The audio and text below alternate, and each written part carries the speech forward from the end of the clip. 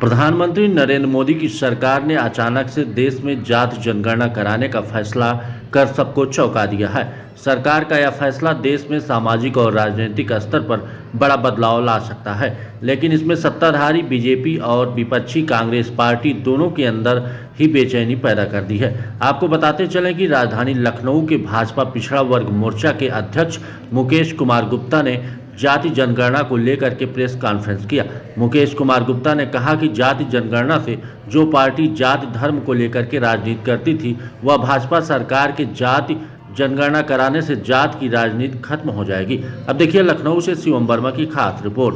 इसका उद्देश्य है हमारे प्रधानमंत्री आदरणीय श्री नरेंद्र मोदी जी ने एक कैबिनेट बैठक कर एक प्रस्ताव पास किया जिसमें जातीय गणना पूरे देश में काफ़ी समय से सारे राजनीतिक दल कहीं ना कहीं छोटा छोटा रूखा तरीके से छोड़ देते थे कि जातीय जनगणना होनी चाहिए हमारे देश में। सर, राहुल गांधी तो कहते हैं कि हमारी मांग पर ये लागू किया गया है। बिल्कुल आपका कहना सही है कि राहुल गांधी कहते हैं मेरी मांग पे किया गया, लेकिन राहुल गांधी जी से हम ये पूछना चाहते हैं, देश की पूरी जनता पूछना चाहती है कि 3 बार उनके दादा दादी माता पिता इस देश के प्राइम मिनिस्टर रहे और फुल फ्रेश सत्ता में रहे, क्या उनको तब ये ख्याल नहीं है कि जातीय जनगणना देश के अंदर होनी चाहिए? देश के अंदर सभी को पता चलना चाहिए कि हमारे वर्ग के लोग कितने लोग हैं।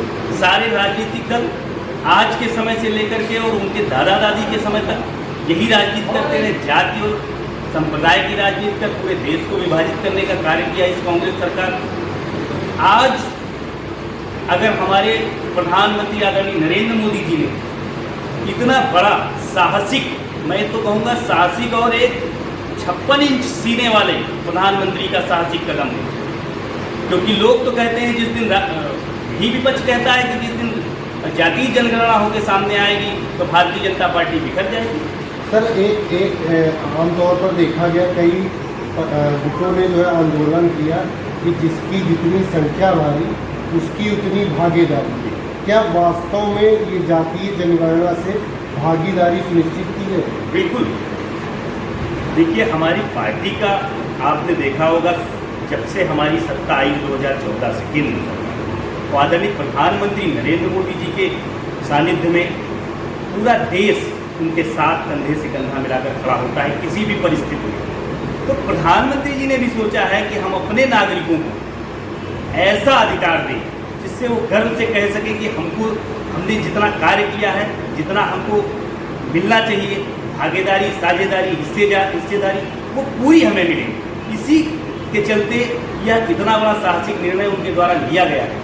हम सब इसका वंदन अभिनंदन करते हैं हृदय की गहराइयों से, क्योंकि ओबीसी समाज कहीं ना कहीं आप देखते होंगे कि ओबीसी समाज सरकारें बनाता चला आया है और आप प्रतिशत जो गिनती में आता है उस प्रतिशत को भी देख लीजिए, आपको 70 से 75% ओबीसी समाज की भागीदारी रहती है। उसके बाद अगर आप देखेंगे आरक्षण का मामला आता है, चाहे वो नौकरी में आता हो, चाहे वो नेता नगरी में आता हो, चाहे वो विधायक एमएलसी के टिकट में आता हो, कितनी हिस्सेदारी मिलती है। इससे साफ हो जाएगा कि जितनी जिसकी भागीदारी उतनी उसकी हिस्सेदारी। अखिलेश जी कहते हैं कि हमने कई जो है ओबीसी कास्ट के लोगों को एससी में शामिल किया, तो उससे कहीं ना कहीं ओबीसी समाज का फायदा हुआ, लेकिन वर्तमान सरकार क्या करे? देखिए, वर्तमान सरकार ने जो आपका ओबीसी आयोग का गठन कब हुआ, 20 साल पहले हुआ, लेकिन आज तक उसको कभी जो है उस गठन को दर्जा नहीं प्राप्त किया। हमारी सरकार आई 2019 में, ओबीसी आयोग के गठन को दर्जा प्राप्त किया गया। हमारा एक आयोग का प्रबंधक होता है, उसे कैबिनेट मिनिस्टर का दर्जा प्राप्त होता है। ओबीसी समाज का कोई भी व्यक्ति अपनी समस्या ले जा करके उस गठन आयोग में रख सकता है, उसकी समस्या का समाधान हमारी पार्टी द्वारा, हमारे संगठन द्वारा, हमारी सरकार द्वारा किया जाता है। सर, अभी एक पोस्टर वायरल हुआ जिसमें देखा गया कि अखिलेश जी की फोटो और अम्बेडकर जी की फोटो साथ में जो है उनके समर्थकों ने दर्शाई।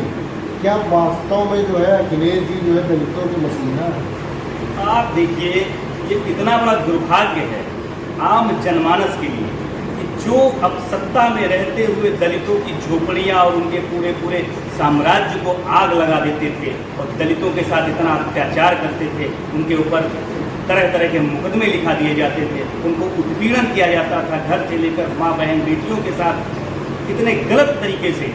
आज वह माननीय अम्बेडकर जी, जिनको हम सभी भगवान के रूप में पूजते हैं क्योंकि उन्होंने हमें संविधान दिया, जीने का अधिकार दिया, मौलिक अधिकार दिए, आज उनके साथ अपना चित्र बांट करके लगा रहे हैं कि उनसे तुलना कर रहे हैं। मैं कहता हूँ उनके पैर के नाखून के रेशे के बराबर आप नहीं हैं। इस तरह का कृत्य करने के लिए आपको जनता कभी माफ़ नहीं करेगी, और खास करके दलित समाज का व्यक्ति। सर, विपक्ष कह रहा है कि सरकार जाति जनगणना से दबाव में आ गई, इस पर आपका क्या कहना है?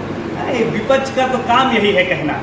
विपक्ष तो ये चाहता ही है कि हम कोई मुद्दा सिगुखा छोड़ें और सरकार उसमें अगर कोई काम भी करेगी तब भी हम ये कहेंगे कि हमारे दबाव में किया।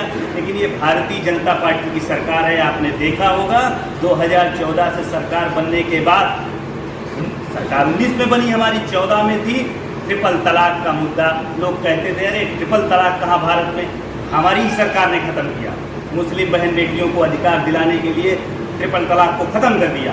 370 लोग कहते थे खून की नदियाँ बह जाएंगी भारत में, एक चिड़िया तक नहीं मरी, और 370 छूमंतर कर दिया इसी भारत सरकार ने। आज की डेट में आप देख रहे होंगे 2024 में जो सरकार बनी, यानी माननीय नरेंद्र मोदी जी के गठबंधन की, उस सरकार में full fresh Bharatiya Janata party की सरकार नहीं है, हमारे सहयोगी गठबंधन की सरकार है। उसके बावजूद इतना बड़ा कानून लेकर के वक्फ बोर्ड का भारतीय जनता पार्टी की सरकार आई है। लोग कहते थे कि इस सरकार में तो लगई डुली सरकार है, कोई ऐसा कार्य नहीं कर सकती, जनहित का कार्य नहीं कर सकती और बड़े फैसले नहीं ले सकती। आज आदरणीय प्रधानमंत्री जी ने दिखाया है कि हमारी सरकार हमेशा भारत के भले का हर वो कार्य करेगी, चाहे उसमें उसकी सरकार रहे चाहे न रहे।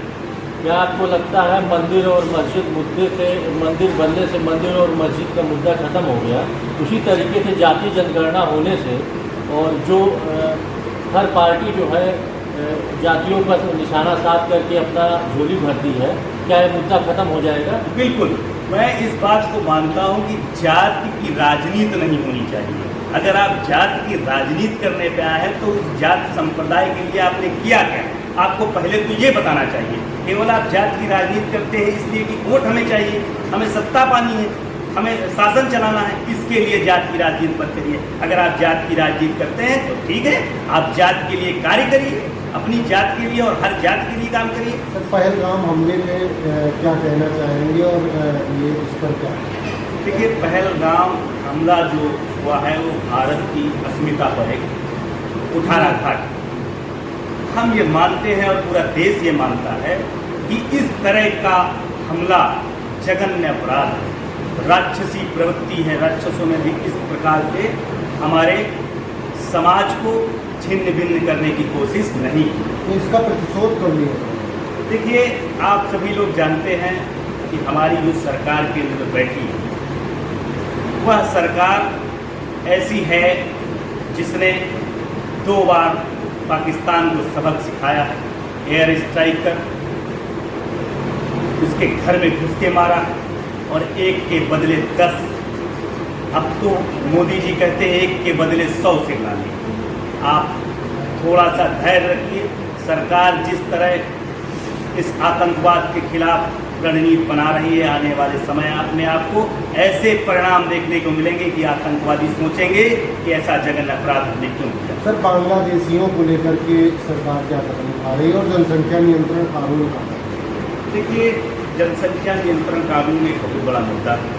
आप जो ये सवाल हमसे कर रहे हैं ये बहुत ही बड़ा और विचित्र मुद्दा है। कहीं ना कहीं इस पर सरकार काम कर रही है और आने वाले समय में आप सबको परिणाम दिखेंगे इसके।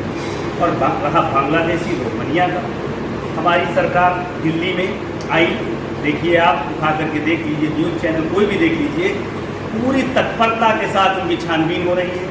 जो अवैध तरीके से रोहिंग्या बांग्लादेशी हमारे देश के अंदर हैं उनको डिपोर्ट किया जा रहा है, उनको डिटेंशन सेंटर भेजा जा रहा है, उनके खिलाफ कार्रवाई कर उनके देश भेजा जाएगा और पूरे देश में अभियान चल रहा है। इस बालाकोट हमले के बाद, पहलगाम हमले के बाद आपने देखा होगा जितने भी आतंकवादी हमले देश के ऊपर हुए उसके बाद सरकार ने बहुत ही कठोरतम कार्रवाई करने का हमेशा प्रयास किया है। और इस बार तो आपने देखा आदरणीय प्रधानमंत्री जी ने भरे मंच से कहा कि उनकी जो जमीन है उसको भी मिट्टी में मिलाने का काम करेंगे। और जमीन मिट्टी में कैसे मिलेगी? एक एक बूंद पानी के लिए उनको तरसा दिया जाएगा। हमारा